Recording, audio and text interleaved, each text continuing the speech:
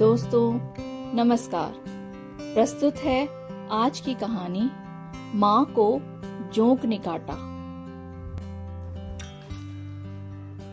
माँ हर तीसरे दिन मेरा सर धोती और गरी का तेल लगा चोटी बांधती। सर धोने तक तो ठीक, पर तेल माँ कितना खिंचता है। माँ बाल टूट रहे हैं, मुझे नहीं लगवाना। अच्छा बस टिक टिक कर दो, रगड़ो मत। माँ तेल लगाने क्या बैठती, मेरी आफत आ जाती। पर माँ भी बहुत सयानी थी। जब भी मेरे बालों में तेल लगाती कोई किस्सा कहने लगती। इस बार भी उन्होंने यही किया। मेरे बालों में तेल रगड़ना शुरू ही किया था कि झट से बोली, अरे उस दिन का किस्सा कहूं जिस दिन मुझे जोंक ने काटा। मैं हक्की बक्की माँ से बोली, हैं ये जोंक क्या होती है? एक तरह का कीड़ा है, पानी में रहती है, काली मटमैली रंग की, लिजलिजी सी, 2 मुंह होते हैं उसके। बताते बताते माँ की देह गिनगिनाने लगी। पर किस्सा तो अब चल पड़ा था, सो मैंने बड़ी बड़ी आंखें खोलकर पूछा, अच्छा और उसके दांत बहुत पैने होते होंगे ना? हाँ बहुत पैने। माँ जोंक कितनी बड़ी होती है?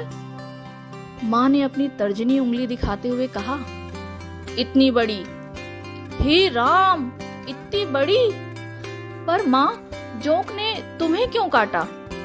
अरे बेरन लगाने गई थी ना, बस वहीं काट लिया। जोंक काटती नहीं, खून पीती है, खून। अब तो जिज्ञासा के मारे मैं जलने लगी। मैंने माँ से कहा, माँ शुरू से सुनाओ ना। माँ मुंह दबाकर हंसने लगी। फिर बोली, अच्छा तो सुन। कुछ साल पहले की बात है। मैं तब गांव में रहती थी और तेरे पिता शहर में नौकरी करने आए थे। बारिश के दिनों में धान बोया जाता है। वैसे तो धान बोने के लिए हल चलाते चलाते धान छिटक छिटक कर खेत में बो दिया जाता है। जब उनमें पौध निकल आती है तो उन्हें वहां से उखाड़ लिया जाता है, क्योंकि सभी पौध के बीच कोई निश्चित माप नहीं होता। मतलब कई पौध तो पास पास होते हैं और कई पौध बहुत दूर। धान के पौधों में उचित दूरी होना बहुत जरूरी है, जिससे हर पौध अच्छी तरह बढ़े और धान की फसल स्वस्थ हो। माँ मेरे बालों में तेल रगड़ते हुए बोले जा रही थी और मैं भी चुपचाप उन्हें सुनती जा रही थी।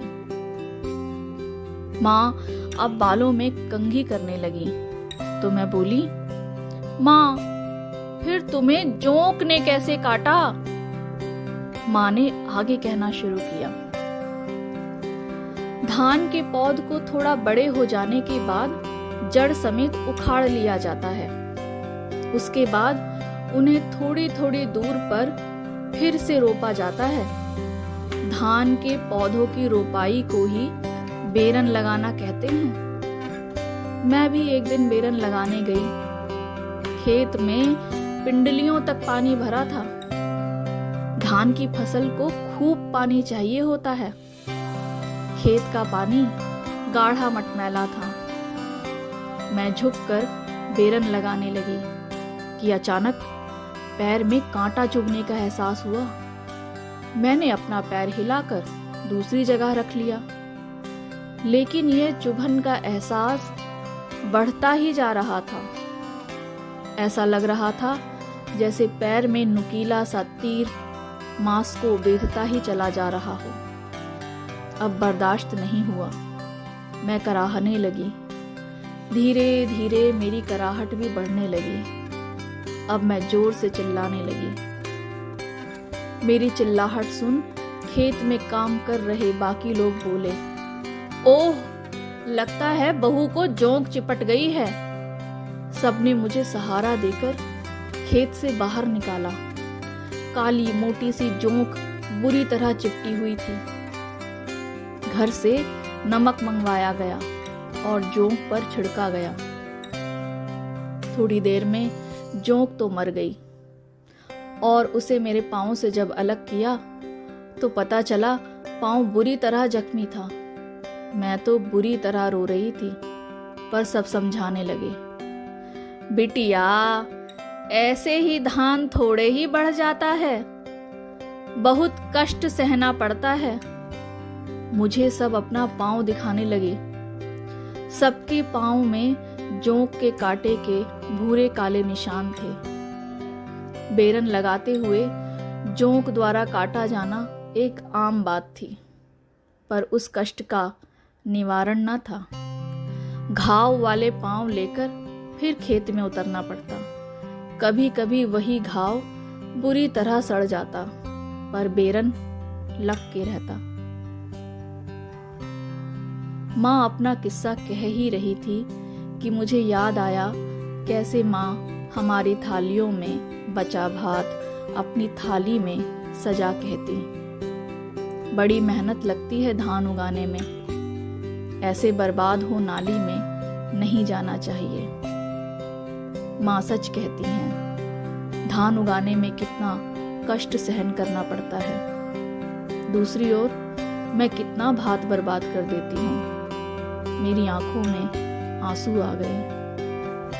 मैं माँ के पाँव में बने भूरे काले निशानों को सहलाते हुए बोली, माँ अब से मैं उतना ही भात लूंगी जितना खा सकूं। माँ मुस्कुराने लगी। मेरी ही चोटी से मेरी नाक पर गुदगुदी करने लगी। माँ का प्यार करना मुझे अच्छा लग रहा था। मैंने माँ को गले लगा लिया। तो दोस्तों, आशा करती हूँ कि आपको आज की कहानी अच्छी लगी होगी। ऐसी ही जीवन से जुड़ी कहानियों को देखते रहने के लिए हमारे चैनल को सब्सक्राइब कीजिए और बेल नोटिफिकेशन पर ऑल को सिलेक्ट कीजिए। वीडियो को लाइक कीजिए, कमेंट कीजिए और शेयर कीजिए। अंत तक बने रहने का शुक्रिया। मिलती हूँ अगली वीडियो के साथ।